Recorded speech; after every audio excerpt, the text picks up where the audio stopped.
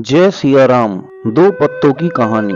एक समय की बात है। गंगा नदी के किनारे पीपल का एक पेड़ था। पहाड़ों से उतरती गंगा पूरे वेग से बह रही थी कि अचानक पेड़ से दो पत्ते नदी में आ गिरे। एक पत्ता आड़ा गिरा और एक पत्ता सीधा। जो आड़ा गिरा वह अड़ गया। कहने लगा, आज चाहे जो हो जाए मैं इस नदी को रोक कर ही रहूंगा, चाहे मेरी जान ही क्यों ना चली जाए, मैं इसे आगे नहीं बढ़ने दूंगा। वह जोर जोर से चिल्लाने लगा, रुक जा गंगा, अब तू और आगे नहीं बढ़ सकती, मैं तुझे यहीं रोक दूंगा। पर नदी तो बढ़ती ही जा रही थी। उसे तो पता भी नहीं था कि कोई पत्ता उसे रोकने की कोशिश कर रहा है। पर पत्ते की तो जान पर बनाई थी। वह लगातार संघर्ष कर रहा था। नहीं जानता था कि बिना लड़े भी वहीं पहुंचेगा जहां लड़कर थक कर हार कर पहुंचेगा। पर अब और तब के बीच का समय उसकी पीड़ा और उसके संताप का काल बन जाएगा। वहीं दूसरा पत्ता जो सीधा गिरा था वह तो नदी के प्रवाह के साथ ही बड़े मजे से बहता चला जा रहा था। यह कहता हुआ कि चल गंगा, आज मैं तुझे तेरे गंतव्य तक पहुंचा कर ही दम लूंगा, चाहे जो हो जाए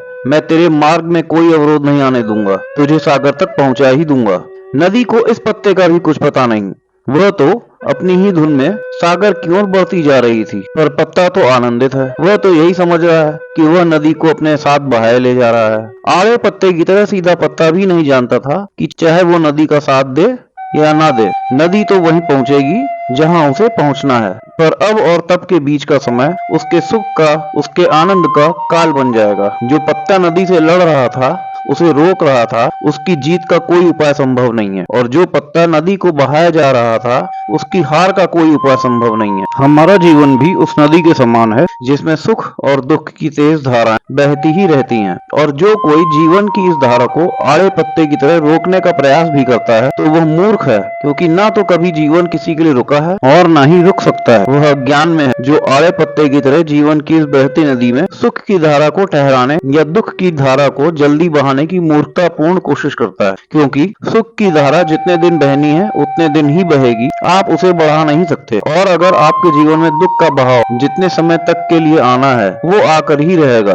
फिर क्यों आड़े पत्ते की तरह से रोकने की फिजूल मेहनत करना। बल्कि जीवन में आने वाली हर अच्छी बुरी परिस्थितियों में खुश होकर जीवन की बहती धारा के साथ उस सीधे पत्ते की तरह ऐसे चलते जाओ जैसे जीवन आपको नहीं बल्कि आप जीवन को चला रहे हो। सीधे पत्ते की तरह सुख और दुख में समता और आनंदित होकर जीवन की धारा में मौज से बहते जाएं। और जब जीवन में ऐसी सहजता से चलना सीख गए तो फिर सुख क्या और दुख क्या। शिक्षा, जीवन के बहाव में ऐसे ना बहें कि थक कर हार भी जाएं और अंत तक जीवन आपके लिए एक पहेली बन जाए, बल्कि जीवन के बहाव को हंसकर ऐसे बहाते जाएं कि अंत तक आप जीवन के लिए पहेली बन जाएं। सुख हमारी खुद की संपत्ति है, इसे बाहर नहीं अपने भीतर ही तलाशें, इससे आप सदैव सुखी रहेंगे। जय श्री कृष्णा।